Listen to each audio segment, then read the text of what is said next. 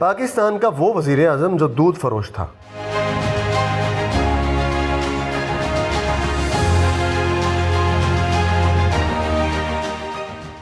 20 September 1916 کو لاہور کے ایک نواحی گاؤں میں ایک بچہ پیدا ہوا۔ 4 بہن بھائیوں میں یہ سب سے چھوٹا تھا، جو بیوی بچوں کے ساتھ رکشے پر سفر کرتا تھا۔ جس نواب کے گھر دودھ بیچا کرتا تھا، اسی نواب کو الیکشن میں شکست دی۔ دودھ فروش لڑکے اور اس کے والد کے پاس جوتوں کا ایک ہی جوڑا تھا، جسے وہ دونوں باری باری استعمال کرتے تھے۔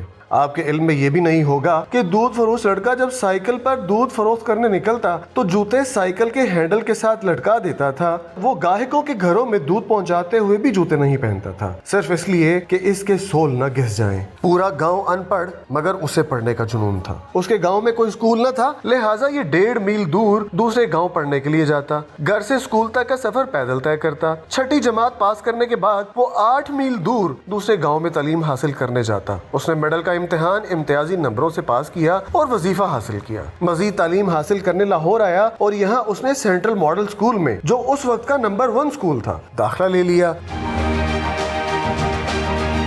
اس گاؤں کا شہر سے فاصلہ تقریباً 13 کلومیٹر تھا۔ غریب ہونے کی وجہ سے اسے اپنی تعلیم جاری رکھنا مشکل تھی، مگر اس نے مشکل حالات کے سامنے ہتھیار نہ پھینکے، بلکہ ان حالات کا مقابلہ کرنے کی ٹھان لی۔ اس نے تہیہ کیا کہ وہ گاؤں سے دودھ لے کر شہر میں بیچے گا اور حاصل ہونے والی آمدنی سے اپنی تعلیم جاری رکھے گا۔ چنانچہ وہ صبح سویرے اذان سے پہلے اٹھتا، مختلف گھروں سے دودھ اکٹھا کرتا، ڈرم کو ریڑے پر لاد کر شہر پہنچتا۔ شہر میں وہ نواب مظفر قزلباش کی حویلی اور کچھ دکانداروں کو دودھ فروخت کرتا۔ اس کام سے فارغ ہو کر مسجد میں جا کر کپڑے بدلتا اور بھاگم بھاگ اسکول پہنچتا۔ کالج کے زمانے تک وہ اسی طرح دودھ بیچتا اور تعلیم حاصل کرتا رہا۔ 1935 میں اس نے میٹرک میں نمایاں پوزیشن حاصل کی، پھر اسلامیہ کالج لاہور میں داخلہ لیا۔ اب وہ اپنے تعلیمی اخراجات پورے کرنے کے لیے گاؤں سے ریڑی میں دودھ لاتا اور شہر میں فروخت کر دیتا۔ اس کام میں کبھی اس نے آر محسوس نہیں کیا۔ نوجوان کو پڑھنے کا بہت شوق تھا۔ 1939 میں اس نے BA آنرز کیا۔ یہ اپنے علاقے میں واحد گریجویٹ تھا۔ معاشی دباؤ کے تحت BA کے بعد اس نے باٹا پور کمپنی میں کلرک کی نوکری کر لی۔ چونکہ اس کا مقصد اور گول لا یعنی قانون پڑھنا تھا، لہٰذا کچھ عرصہ بعد کلرک کی نوکری چھوڑی اور قانون کی تعلیم حاصل کرنے لگا اور 1946 میں LLB کا امتحان پاس کر لیا۔ 1950 میں باقاعدہ پریکٹس شروع کر دی۔ سابق وزیر اعظم ذوالفقار علی بھٹو نے پیپلز پارٹی کی بنیاد رکھی تو پیپلز پارٹی کے روٹی، کپڑا اور مکان کے نعرے سے متاثر ہو کر اس میں شامل ہو گیا۔ 1970 میں پیپلز پارٹی کے ٹکٹ پر MNA منتخب ہوا اور نواب مظفر قزلباش کے بھائی کو، جن کے گھر یہ دودھ بیچا کرتا تھا، شکست دے دی۔ ساتھ ہی ساتھ وہ پیپلز پارٹی پنجاب کے صدر بھی تھے۔ ان کا پنجاب کا وزیر اعلیٰ بننا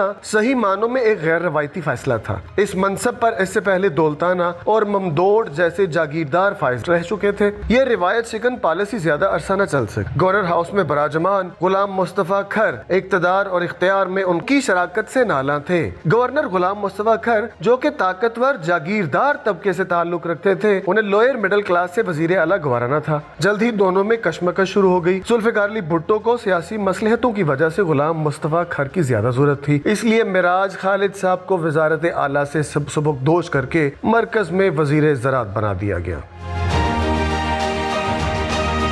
مارشل لا کے نفاذ کے بعد سیاسی منظر نامہ تبدیل ہو گیا۔ بے نظیر بھٹو کی ملک واپسی کے بعد ان کے سیاسی انکلز کے ساتھ کشمکش اور اختلافات کا اثر ملک معراج خالد کی ذات پر بھی پڑا۔ اس دور میں پارٹی کی اندرونی پالیسیوں کے ناقد 4 کا ٹولہ کے نام سے مشہور ہوئے۔ ملک معراج خالد، راؤ رشید، شیخ رفیق پر مشتمل گروپ کے پارٹی قیادت کے ساتھ اختلافات منظر عام پر آئے۔ ملک معراج خالد کو 1988 کے انتخابات کے بعد دوسری مرتبہ قومی اسمبلی کا اسپیکر بنایا گیا۔ اسپیکر بھی پارٹی کے ساتھ بڑھتے فاصلوں اور گھٹتے اعتماد کی فضا میں کوئی تبدیلی نہ لا سکی۔ اگرچہ انہوں نے کھلم کھلا پارٹی چھوڑنے اور تنقیدی رویہ اپنانے سے گریز کیا، مگر عملاً انہوں نے سیاست کنارہ کشی اختیار کر لی۔ فاروق لغاری کے ہاتھوں بے نظیر بھٹو کی حکومت کی رخصتی کے بعد معراج خالد کے نگران وزیر اعظم بننے پر کئی حلقوں نے انہیں تنقید کا نشانہ بنایا تو کئی جگہوں پر ان کی تعریف کی گئی۔ نگران وزیر اعظم ہونے کے باوجود ملک معراج خالد کی عوام دوستی اور سادگی میں ذرہ بھر بھی فرق نہ آیا۔ وہ 3 کمروں کے مکان میں رہائش پذیر تھے۔ صبح وزیر اعظم آفس جاتے تو ہاتھ میں فائلیں اٹھا رکھی ہوتی۔ ابھائی گھر میں اسکول بنا کر اسے تعلیم کے لیے وقف کر دیا۔ خود مال روڈ لاہور کے لکشمی مینشن میں رہائش پذیر تھے۔ ان کا فلیٹ علمی و فکری محافل اور اہل دانش کا مرکز ہوا کرتا تھا۔ جب بھی وہ یہاں سے دوسری رہائش گاہ میں منتقل ہوئے تو اسے بھی تعلیمی مقاصد کے لیے وقف کر دیا۔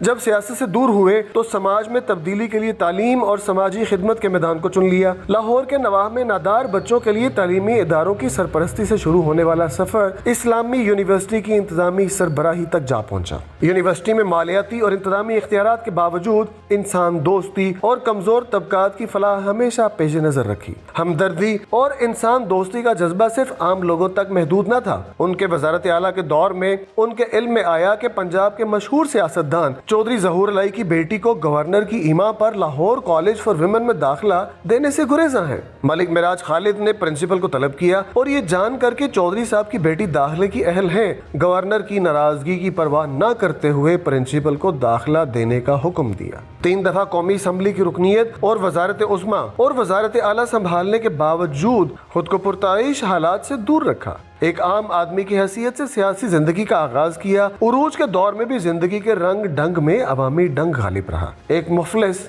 کسان کا بیٹا جس نے کامیابی کا ایک لمبا اور کٹھن سفر اپنے دودھ بیچنے سے شروع کیا اور آخرکار پاکستان کا وزیر اعظم بنا۔ یہ پاکستان کا منفرد وزیر اعظم تھا جو ساری عمر لاہور میں لکشمی مینشن میں کرائے کے مکان میں رہا، جس کے دروازے پر کوئی دربان تھا، جس کا جنازہ اسی کرائے کے گھر سے اٹھا، جو لوٹ کھسوٹ سے دور رہا، جس کی بیوی اس کے وزارت عظمیٰ کے دوران رکشوں اور ویگنوں پر دھکے کھاتی پھرتی رہی۔ یہ ملک معراج خالد تھے جن کا نام آج بھی پاکستان کی تاریخ میں اور تختیوں میں سنہری حروف سے لکھا جا چکا ہے۔